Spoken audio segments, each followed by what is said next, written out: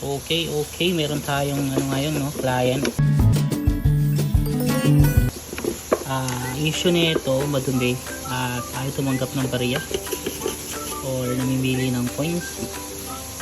Check natin kung ano yung nagiging problem. Pwede sa pin, sira yung pin ng points ng ano, acceptor pin. So tingnan natin, pero for the meantime lilinisan muna natin para maayos tayong makapag troubleshoot. Medyo madumi, medyo sumabak talaga sa bakbakan tong piso wifi ni sir, no.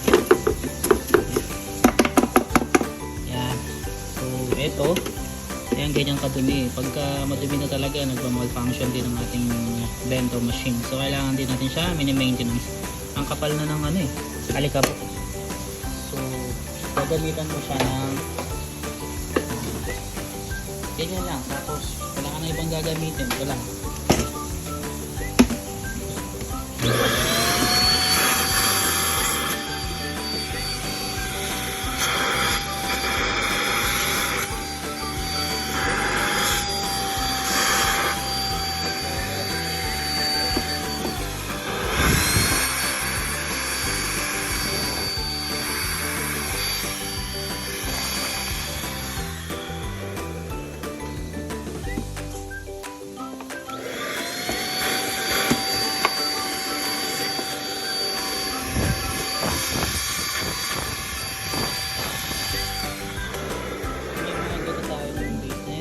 Siguro mag-invest tayo sa blower.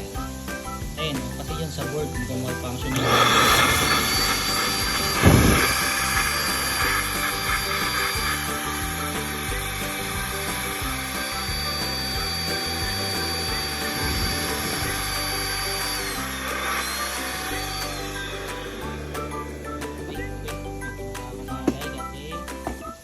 Maliit lang itong blower natin.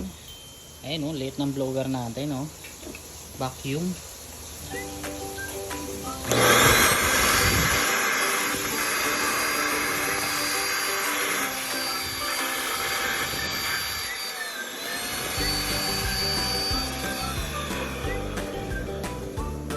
Simple na si relay. Ayun, no, kapal ng kapal na ng ano nito, sir, ng lupa.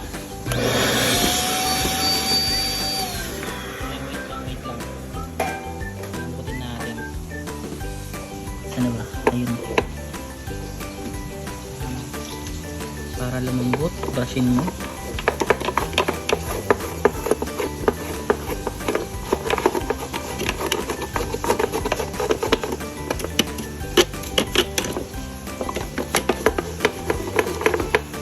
Kasi yata lahat to,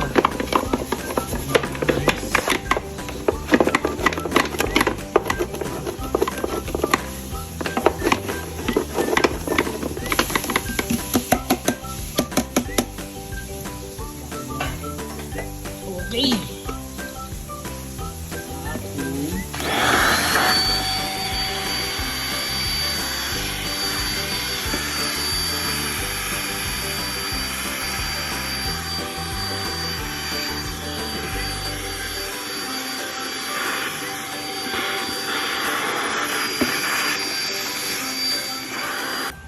Sir Mike, ito na yung ating piso wifi bendo.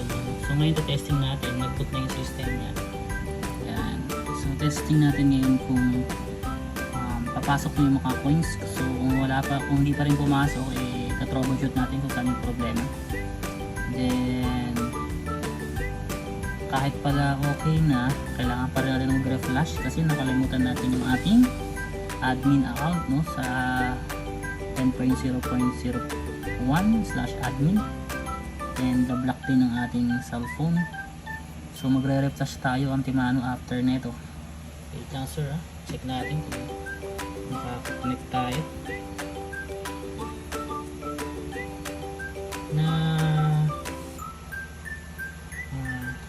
Na-config ko na din yung ating antenna. Okay na din, wait lang, connect tayo sa ating piso wifi. Oops. M&M piso wifi, ayun. So connected na tayo. Hindi nag-redirect. Ayun, nag-redirect. Kunin natin. Ayun, no? Ano po nang save? Iyan. So, wait lang. Nahulog tayo ng voice. So, para makita natin, dito na lang. Iyan. Sana mag-accept siya para flash na lang. So, maghulog ako ng 5 by Wi-Fi. Ayun, ano naman, pumitik naman yung relay, so walang problema sa relay. Nag-power on din yung ating coin slot, so hulog ako na accept 10 pesos. Ayun, 10 pesos. Eto, 5. Hulog ako 5 na luma, 5 na lumata. Ayun, pumasok. Okay. Okay, 5 na bago. Bali, ang kinabit ko na rin kasi yung bago mong coin slot. Okay, 20 na. Is 10 na bago. Ito, 10 na bago. Pag-testing ko sa coin slot mo. Oops. Naka-right connect protection card kasi hindi siya ma-format. So, magre-reflash tayo pero yung SD card ko is di ma-format. So, kailangan nyo pasukin yung CMD. Okay. This attribute cleared successfully. Okay. Then, try na natin ngayon mag-format. Open mo si SD card formatter. Yan. Yes. Tingnan kung successful na. Yes. Yan, tama na yan sa format. This card right protected pa din. Okay. Itong step gagawin natin is itong right protect. Papasukin natin siya through registry editor. Pasukin mo itong storage device policy. Iyan. Pag click mo nyan, lalabas to si right protect. Click mo to sa right protect, tapos gawin mo itong 0 yung value data nya. Kasi kanina naka number 1 yan eh. 1. So hindi mo na magagamit yung SD card. Gawin mo 0, so okay mo lang. Tapos close na. Then after nun,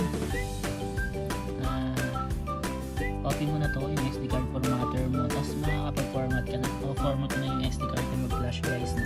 So after mo mag-SD card format, punta ka na ngayon sa yung Balena Etcher. Ayan.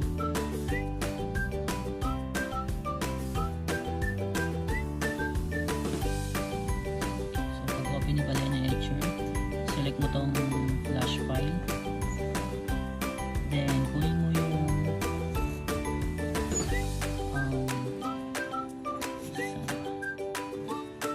PC, desktop, Orange Pi 1 USB to LAN, Orange Pi 1 VLAN, dito tayo, Orange Pi 1 USB to LAN, tapos click mo tong Orange AluPiSoc 5.1.3 OPI 1 USB to LAN. Hindi naman naka-VLAN yung setup natin, so click mo to, click, yan. Then select target, kunin mo kung saan mo ilalagay, tama, eto 32 gig storage, yan yun. Then select, then flash. Okay, so medyo matagal yan, hintayin lang natin yan okay mo lang to, yes mo lang. Yeah. So matagal yan, update ko kayo mamaya guys na pag after. So pwede ring hintayin na lang din natin. Okay, para makita niyo yung process, walang cut, no? Pala guys, yung kanina na nandito sa ating folder ng Orange Pi 1, makikita mo rin yan dun sa ating AluPiSoc. So okay natin, search mo lang sa ating address bar ng AluPiSoc. Iyan, no? So dito sa AluPiSoc natin website,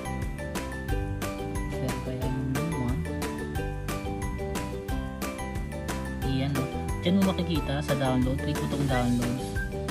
Yan, kung anong klase yung board na gamit mo sa yung piece of Wi-Fi, kung Orange Pi yan or Raspberry Pi, nandyan yan, tapos click mo itong download. pag click mo ng download, check mo rin dyan kung anong klaseng pre-configure yun, kung VLAN ka ba o naka USB to LAN ka, anong version ka, naka light ka ba or naka business version. So sa amin naka business version, so ito i-download natin. So meron na tayong file dito, eto, ayan, so yan yung USB to LAN zip 5.1.3 OPI, no. Pagka ang nilagay mo is Raspberry Pi, ang dinownload mo Raspberry Pi, tapos Orange Pi yung gamit mong board, hindi siya gagana. So config yun guys, no, config. Okay, kita ba? Ayan. So hintayin lang natin tong flashing na to. After nyan, insert natin ulit sa kanyang Venlo machine, then i-configure ulit natin yung kanyang admin account. Okay guys, no, wait lang natin.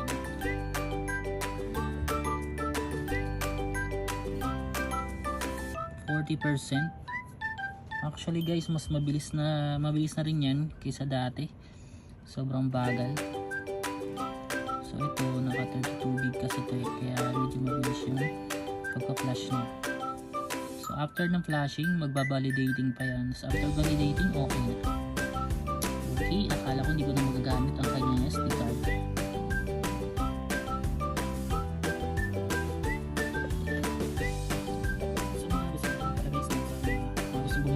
Piso wifi, no? Meron akong binibentang piso wifi, pero as of now, may order tayo or bilhin mo kami just 3 days para makuha yung piso wifi at ang order. 50% lang po ang ibibigay, then after 50% payment, gagawin natin yung piso wifi, then full payment ako na lang kapag delivery natin yung Venlo machine. Okay. So account mga business account na pala, ang ginagamit kong software ay ang Adobe software. Pangmalakasan, the #1 leading software in piso wifi business. Okay?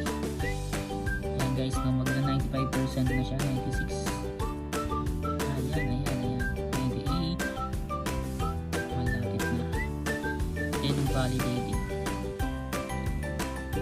So para makita nyo, walang pat na. Tingnan natin kung after ng validating is okay na. Pag okay na after ng validating, tanggalin nyo na siya. Tanggalin nyo na yung ating SD card.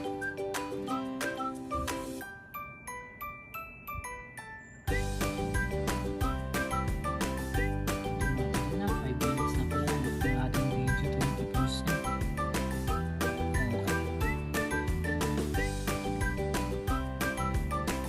Minsan din, maganda rin gumamit ng Orange Pi 5 o Pi5, yun, Orange Pi5.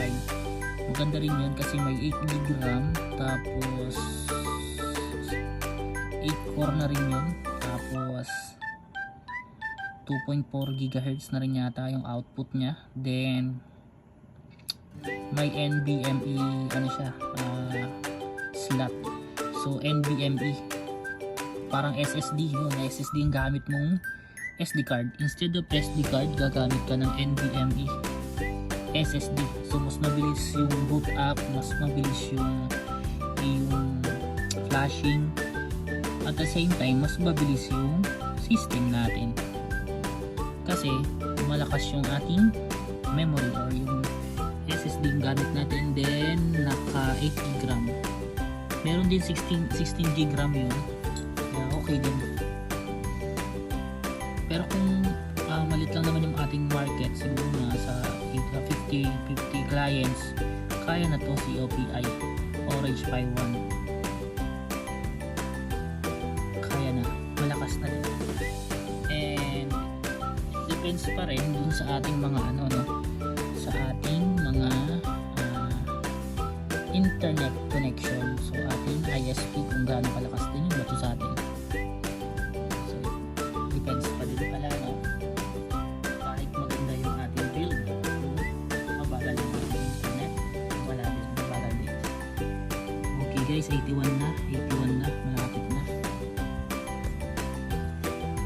85, 86.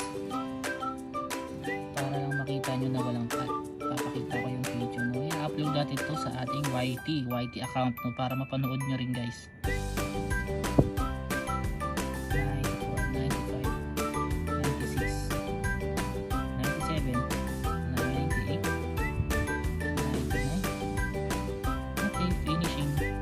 ganyan, wag nyo munang bubunutin kasi possible mag-corrupt yung ating SD card, no? Antayin mo lang na sabihin dyan na pwede na. Asan na ang tagal? Finishing.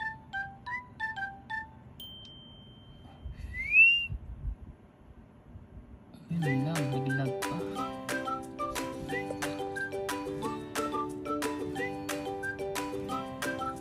Kailangan guys, pag nagpa-flash ka ng ano, software sa SD card, mahaba yung pasensya mo.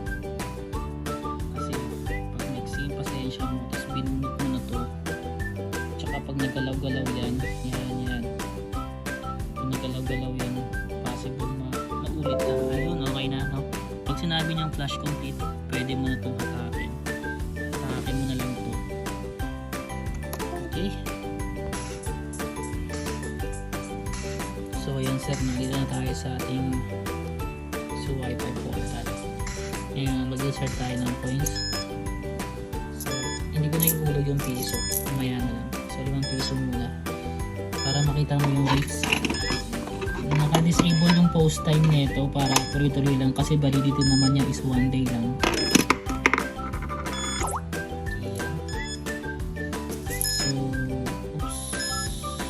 5. So, kapag naghulog ka ng 10 piso, ayan, diba? Yung 10 pesos ay so, 2.5 na yung hinulog ko eh.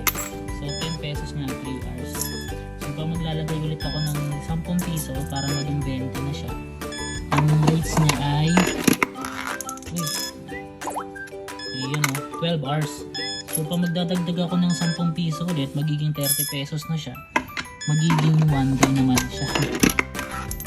Ayan. So, lahat naman yan is 1 day lang din yung validity niya. So, wala siyang post time. So, kapag nagdagdag ulit ako dyan, magkano yung ano yan? 30 1 day. So, kung naging magkalagang 7 days mo, 300 yata yun, 100. So, 30 naglagay ako ng 20 ulit dito para maging yan, so 50. Maglalagay ulit ako ng isa pa, 20 ulit, 70 20 ulit para maging 90. Yan, so 10 na lang para maging 100. Tingnan natin kung ilang days yung 100. 7 days. Okay, 7 days. 7 days din yung validity niyan. Okay. Wala nga lang post time para maging 7 days yan. Okay. Hindi sir. Okay sir, ito na ang ating piso Wi-Fi vendor machine na last test, final test. Kasi na-fix ko na yung mga board natin sa loob na isang lagay. So, kung nag-boot yung system, try ko ulit mag-insert coin pag okay na. Ready to pick up na ito bukas. Ready to ship na ito bukas. Ayan. Ito yung loob niya, no? Okay, nag-boot na yung system. So, ayan, naka-fix na ulit yung relay niya. Ayan na. Dinikit ko na ulit. Okay na. Kasi kalas to eh, kalas. Pumipitik pa naman, okay pa. Self-cleaning ba, no? Okay sir, maghuhulog tayo ng coins. Try ko ulit. Okay ng cellphone.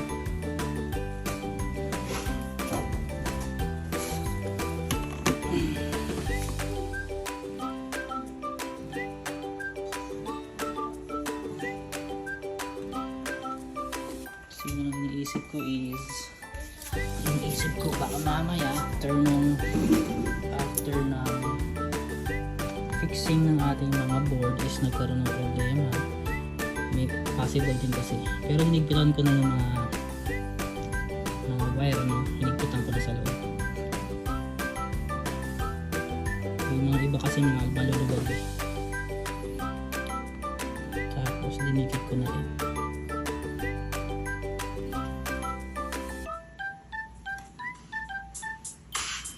So yan sir, no? Lahat ng coins sina-accept na, piso, 5, 10, 20. Nakaset na rin yan.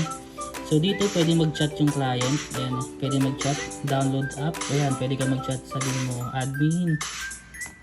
Yung nag-credit.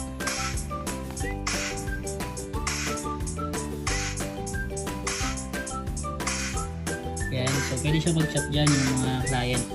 Then, si admin, makakabasa ng reply. So, paano mo mababasa? Punta ka dun sa admin mo. Admin portal. Pag pinasok mo yung admin portal, ito. Then,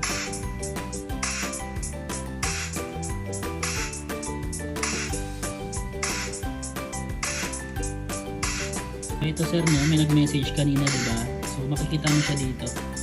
Ayan, may nag-message. Click mo yan. Alright. Admin hindi nag-credit o, diba? Okay. Okay siya, okay. So, ngayon, mag-insert coin na tayo. Insert coin. Uy, alis ka dyan. Anong gagawin mo? Hinaalis ko nga, sirain mo. Okay. So, mag-insert coin na tayo. Insert coin. Ayun, pumitik si relay. Atay nga Kobe. Pwede ka nang maghulog ng piso, 5 at 10 piso. Pagkatapos pindutin mo na ang done upang makapagsimula ng mag-browse sa internet. Maraming salamat!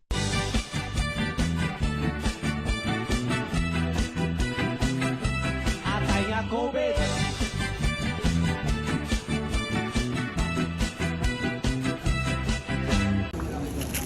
Okay, sir, salamat sir. Hindi ba pwede sa mga Ano po? Sir, ano namin, pinunit namin para magkasya sa lalabag. Ayan. At sa ibabaw kasi ito, naman kanina. Okay sir.